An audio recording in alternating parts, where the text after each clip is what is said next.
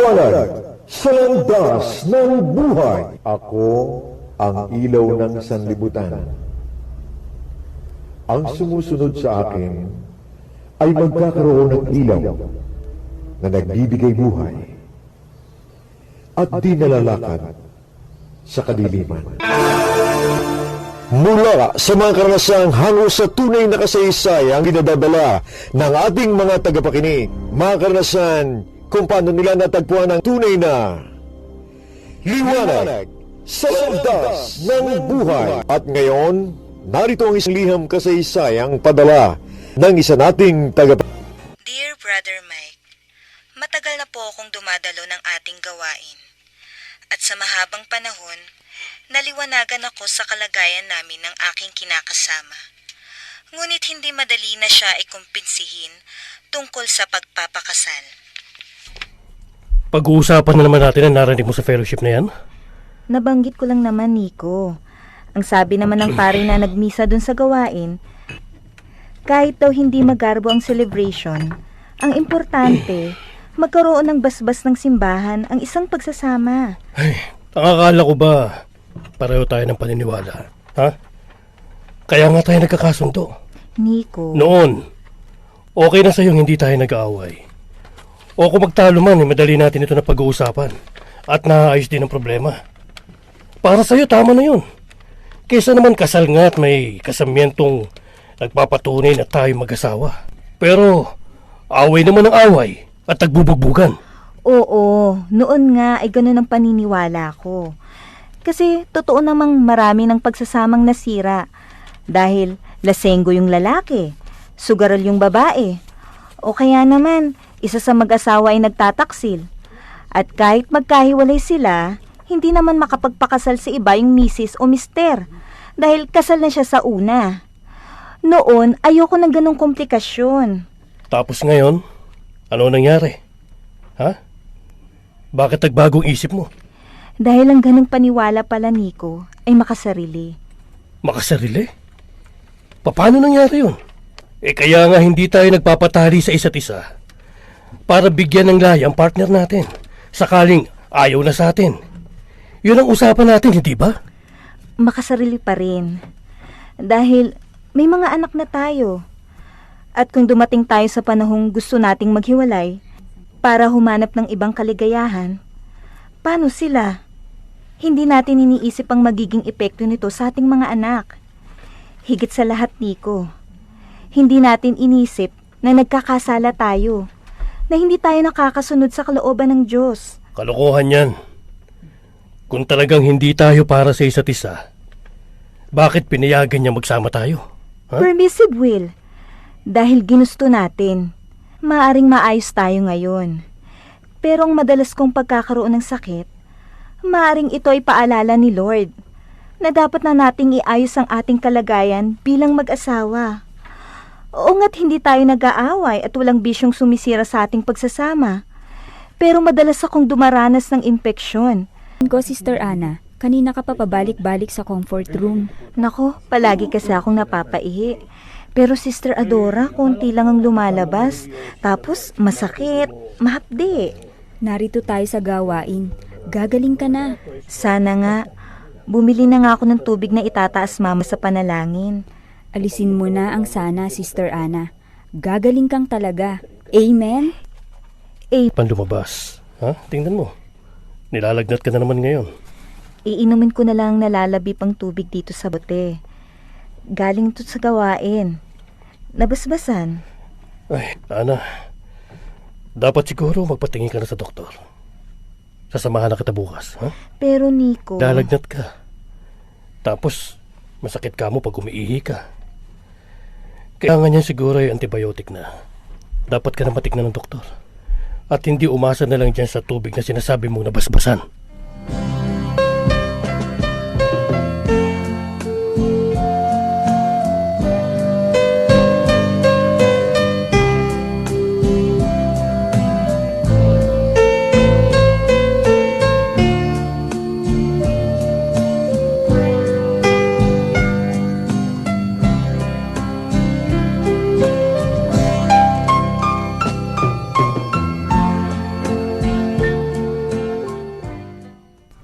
Nagpatingin ka na sa doktor, pero hindi ka pa rin gumagaling.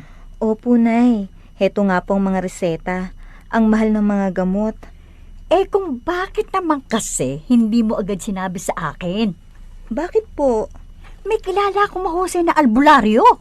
Nay, may reseta na po ako ng doktor. Mhm. Kailangang tapusin ko ang pag-inom ng iniresetang gamot. Hindi. Kalimutan mo ang mga gamot na yan. Doon sa albularyong kilala ko, siguradong Kaihi ng maayos. Opo, at masakit pag umiihi ako. Teka. Alam ko nang dapat mong inumin. Sandali, ha? Sandali. Ano po yan? Mga herbal na dahon ito. Ito, sandali lang, ha? Pakukuluan po at iinumin?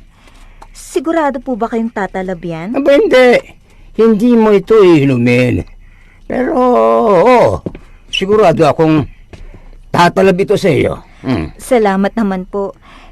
Paano ko po yan gagamitin bilang gamot? Teka. Ang katas nito ay gagamitin mong panlinis ng iyong maselang bahagi. Panlinis po? Oo, at gagaling ka na. Makakaihi ka na ng Brother Mike, bukod sa nagastosan ako sa paglapit namin sa albularyong yun, hindi rin ako gumaling. Nagkabukol pa ako sa maselang bahagi ng aking katawan. Nagalit si Nico sa nangyari. Kung bakit kasi, tinitingnan ka na ng doktor. Nagpagamot ka pa sa albularyong yun. Huwag ka nang magalit. Si nanay kasing nagpilit na pumunta kami doon. Hindi mo kasi naiintindihan eh. Paano ngayon yan? Kailangan bumalik tayo sa doktor at tumingin sa'yo. Nico, lalo akong nahihirapan ngayon. Masakit at ang bukol na lumitaw. Kasalanan mo to eh.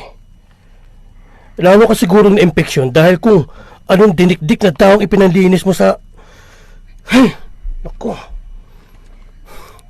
Alam mo, yung nanay mo, numero 1 pakialamera talaga. Huwag ka nang magalit. Bukas na bukas din, babalik tayo sa doktor na tumingin sa'yo. At susunod ka, Ana. Ayokong babalik ka pa sa albularyong manluloko na yon.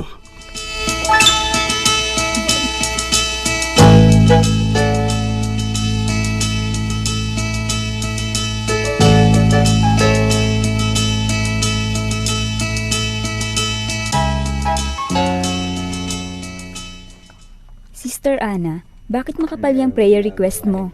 Sobrang dami naman yata ng inbista mong panalangin. Nako, hindi Sister Adora. Isinama ko kasi ang mga reseta sa itataas natin mamaya sa panalangin. Purihin ng Diyos. Tama yan, Sister Ana. Bumalik kasi kami sa doktor na naunang tumingin sa akin. Nagalit nga rin siya at nagpatingin pa ako sa iba na hindi naman talaga doktor. Ano ang nangyari? Magagamot pa naman daw ang bukol. Huhupa din daw ito at hindi kailangang operahin. Praise God.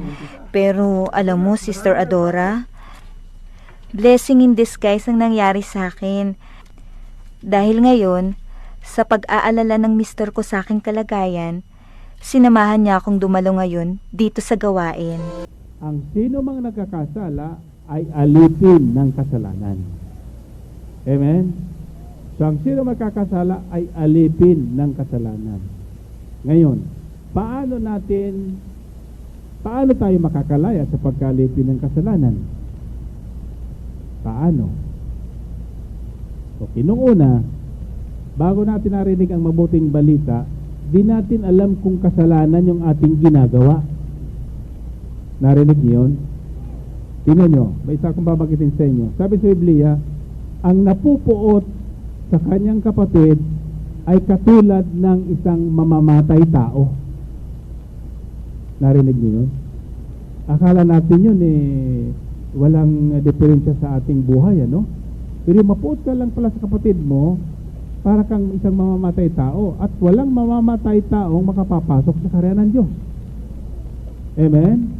O yun, nagsasabi daw na mahal niya ang Diyos, subalit napupuot sa kanyang kapatid, nagsisinungaling. Noong una, hindi natin narinig yan, hindi natin alam na yung pala'y malaking kasalanan. Yung pagsisinungaling, hindi natin alam yan. Yung palang mga nagsisinungaling ay hindi anak ng Diyos. Sila'y anak ng dyablo. Narinig niyo yan? Okay? So So, kailangan ang tao ipanganak muli. Sapagkat lahat tayo ay nagkasala. Kaya tayo lahat ay alipin ng kasalanan. Kaya si Kristo na parito upang tayo ay palayain sa pagkaalipin ng kasalanan. Na para tayo makalaya sa ating pagkaalipin ng kasalanan, kaya malaman natin ang kasalanan. Ano ba yung kasalanan? Sino bang nagkakasala? For example, okay, marami dito sa atin dati, todo pasa yung hindi magpakasal. Total, di naman nag-aaway. No? Todo pasa yung sumama sa lalaking may asawa o kaya sumama sa babaeng may asawa. Anyan, no? Yung binata at saka dalaga nagsasama at nagtatalik, hindi kasal, nagkakasala o yun ang fornication. Ha? Kasalanan yun. Alipin sila doon, mahirap pakalaya doon. Tingnan mo ha, pag naririnig, ako, unang pakinig niya, nagagalit pa nga sa akin eh. So, di natin alam nung una, for example, okay, ano ang katotohanan tungkol sa ating kalagayan? Saan ba tayo naaalipin? Okay, yan paulit-ulit.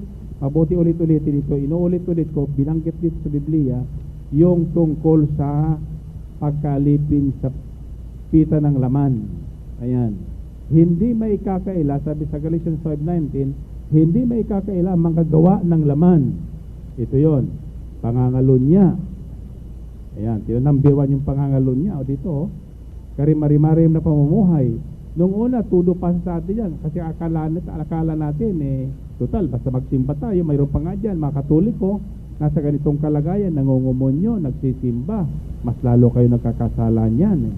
Karimari-marim na pamumuhay, kahalayan, pagsamba sa Diyos-Diyosan, pangkukulam, pagkapuot, pagkagalit, paninibugho, kasakiman, pagkakabahabahagi, pagkakampi-kampi, pagkainggit, paglalasing.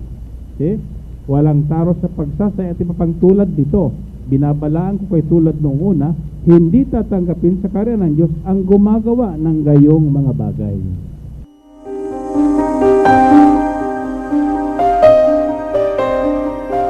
Brother Mike, sa tulong ng panalangin at pagsunod ko sa doktor na naunang tumingin sa akin, gumaling naman po ako at nawala ang bukol na tumubo sa maselang bahagi ng aking katawan. Hindi nagtagal dahil sa nakapakinig na sa healing message ang aking kinakasama, naliwanagan na rin siya. Ana, ayusin na natin ang requirements na kailangan natin. Requirements? Oo. Hindi ba gusto mo magpakasal na tayo?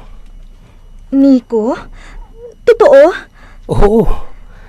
Pero kung pwede lang sana sa December na, ha? Para kahit papaano meron tayong konting handaan. Nico, oo. Salamat. Salamat. Salamat kay El Shaddai.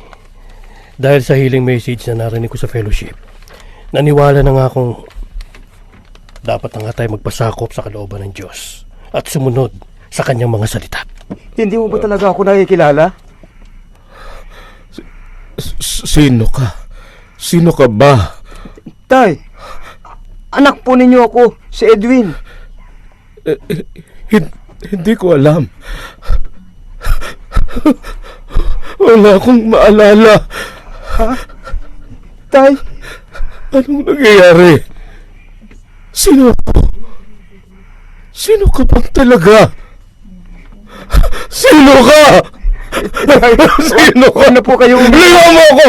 Hindi kita kilala! Hindi kita... Pero Nay, nampahamak na ako dati dahil sa pagpunta natin sa albularyo. Ikaw ang may kasalanan, Ana. Dinala na kita sa albularyo. Nagpatingin ka pa sa doktor. Ang sabi po ng doktor, Oh, kaya lumubha ang infection ko dahil sa pagpapatingin ko sa albularyo. sa akin ka maniwala. Matagal ko nang kilala ang albularyong yon. Inay, Marami na siyang napagaling. kailangan po ni Kuya ng isang matinong tutulong sa kanya. Dadalhin natin siya sa albularyo. Ako ang masusunod, Ana.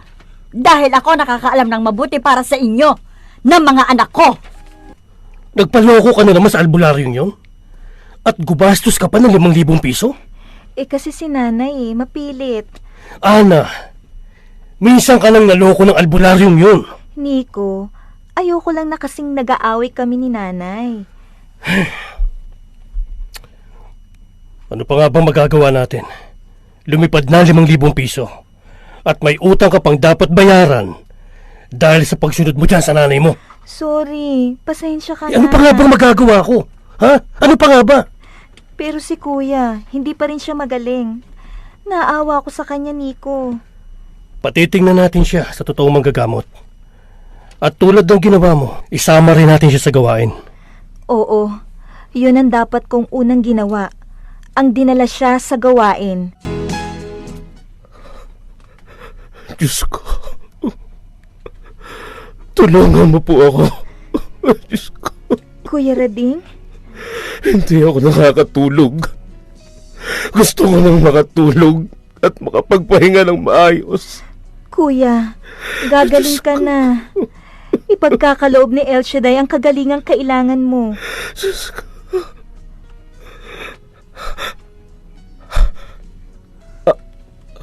Ana? Anong ginagawa natin dito? Napakaraming tao. Kuya Rading, nakilala mo na ako? Oo. Bakit ka nagtatanong ng ganyan? Ilang buwan kang walang nakikilala. Ha? At madalas kang tulala. Ang tanging natatandaan ko, naging aburido ako. Dahil hindi ako nakakatulog. Praise the Lord. Talagang walang imposible kay El Shaddai. Ana. Ang hindi magagawa ng tao ay totoong maibibigay ng Diyos na buhay. Magaling ka na, Kuya Rading. Magaling.